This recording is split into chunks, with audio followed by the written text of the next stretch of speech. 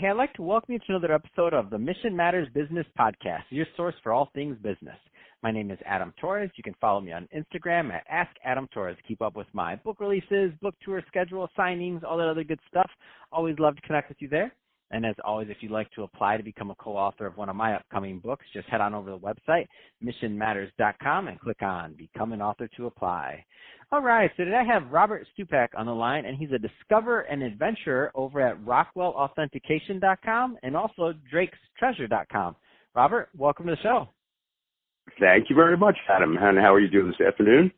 I'm fantastic, and I want to know, where did I go wrong in life to not get a title like Discoverer and Adventurer? I mean, how cool is that? Tell me that, Robert. Well, these titles have been earned over a lifetime, and they don't come easily. That's what I would tell you. I was going to say, I know it always sounds better, but I was looking at your website on DrakesTreasure.com, and I'm like, yeah, you probably went through some work to get that title. I see you see the trucks and the rocks and all the excavating there. I'm like, yeah, you went through some work. So that being said, today I want to get into some of your projects that you're working on, and specifically, I mean, we'll of course get into Drake's Treasure and your websites, but I do want to also get into the Rockwell painting and patent. I mean, where do you want to start with that one? Well, I could start by telling you the story of how the patent came about. Back in 1999, I purchased a painting from a fellow who had been an art dealer for many years, and he was selling off his art collection because he was already in his 80s at that time. And I visited with him a couple of times, and then one afternoon I asked him if he had if any particular painting that he thought would be a good investment, because I was looking to make an investment in art at the time. And he went upstairs and he came downstairs with a painting, and he said, this is a Norman Rockwell original painting. And he said, I bought it in the 1960s, and I bought it from the Associated American Artists Gallery in Manhattan. And it was a beautiful painting, and what it is Norman Rockwell's studio, which burned down in 1943. Now, many people that know much about Mr. Rockwell is he lost a lot of valuable props and paintings and a lot of his own personal memorabilia when the studio burned down in 1943. It was a very devastating loss for him. Now, I purchased the painting, believe it or not, for $40,000 back in 1999, which was a handy sum of money. And he told me, the fellow who sold it to me, told me that if I held on to it for a few years, it would be worth a lot more money because Norman Rockwell's paintings were going on a national tour at that time. So that tour, I believe, began in the year 2000, or in the early 2000s, and it was a national tour. And so when the tour came to an end, I tried to have the painting authenticated. But the problem was that the signature, which is signed simply Rockwell on my painting, doesn't match the Norman Rockwell stencil type signatures that you see on his, on quite a wide variety of his paintings. Mm-hmm. So I gave the painting to my father, and he took it to the Norman Rockwell Museum up in Massachusetts. And they were unable to authenticate it, number one. But number two, they also said that it did not look like Norman Rockwell's signature. So I hung the painting across from my desk, and I had it there for probably 10 years or so. And then one morning, I got up and took a look at it, and I noticed that in the lattice work of the bridge, which is the focal point in the center of the painting, I could see the initials NR. And I was like, wow. I wonder if Norman Rockwell was known for hiding his name or his pictures or his initials in the painting. And this was not known. I could not find any research about it. So I started to do my own work on this. And at first I blew up the signature. I took a photograph of the painting and I blew up the signature and eventually fit it right onto that bridge in the lattice work. And I had to study all different kinds of things about Norman Rockwell. And people don't know, but most people who went to the doctor when they were small had seen issues of Boy's Life magazine. And one of the regular features of Boys Life magazine was find the hidden picture in the picture. And Norman Rockwell had been an editor of Boys Life magazine at one time. Wow, no way, I didn't know that. Yeah. And so, I started from that basis, and then I started to do some more research into his life. He had not only been that editor, he was very famous for being an illustrator or an artist for the Saturday Evening Post for many years. And in the course of my research, I found out that when World War II started, Norman Rockwell was in the military for a short period of time. And I began to look up what was high technology in the late 1930s and early 1940s. And what I found was that something called steganography, which is the art of hiding a picture within a picture, was a tactic used by the U.S. government.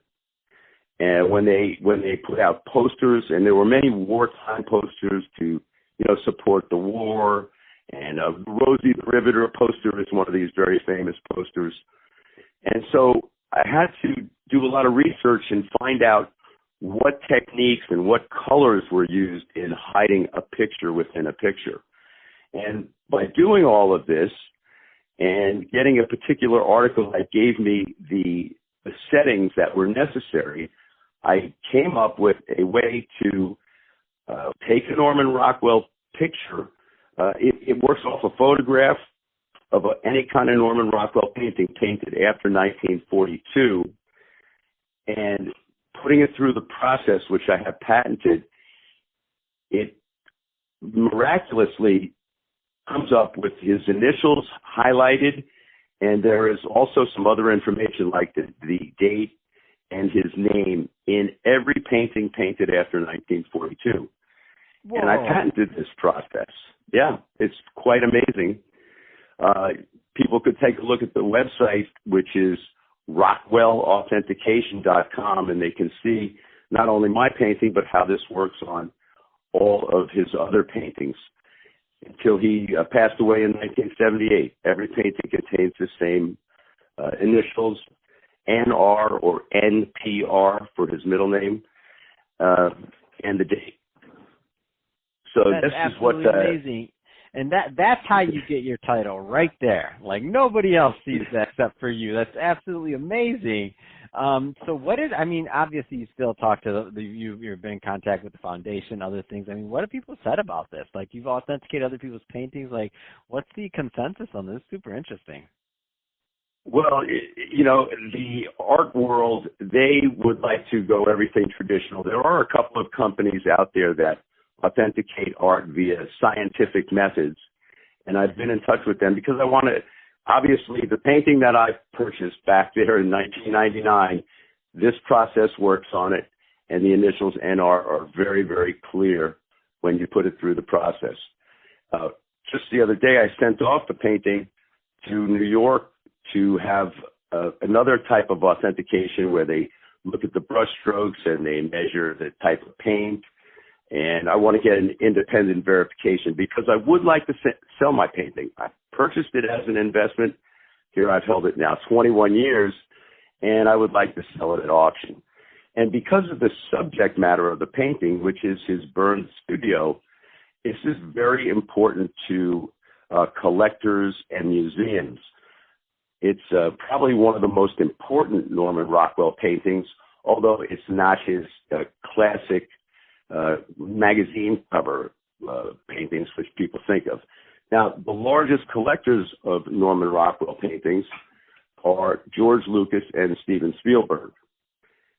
And they are opening a museum down in Los Angeles within the next couple of years that's going to highlight Norman Rockwell's works. And the other potential buyers for my patent and my painting would be insurance companies, because Norman Rockwell paintings go out on loan, they go out to exhibits. And if you're an insurance company and you're insuring that museum or these paintings for a certain amount of money, you want to make sure that it's an original Norman Rockwell artwork going out. you want to make sure it's an original Norman Rockwell piece of art on the way back. So this is a very simple method.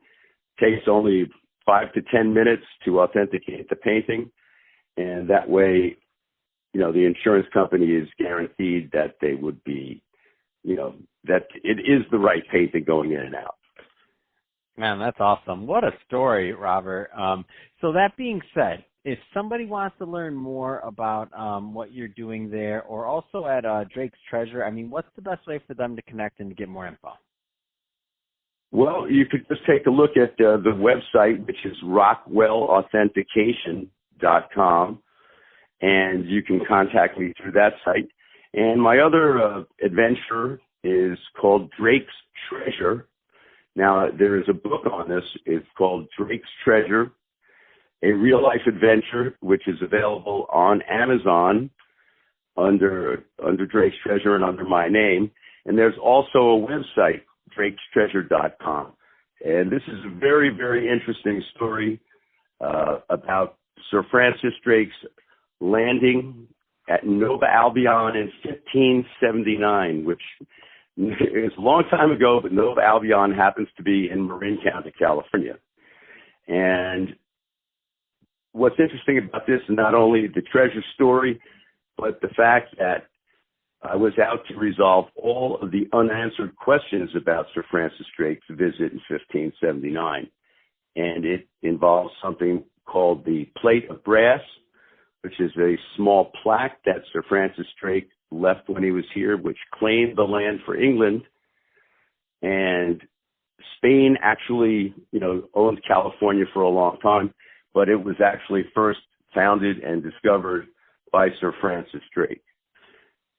So it's a very interesting book. It comes in both Kindle and paperback formats.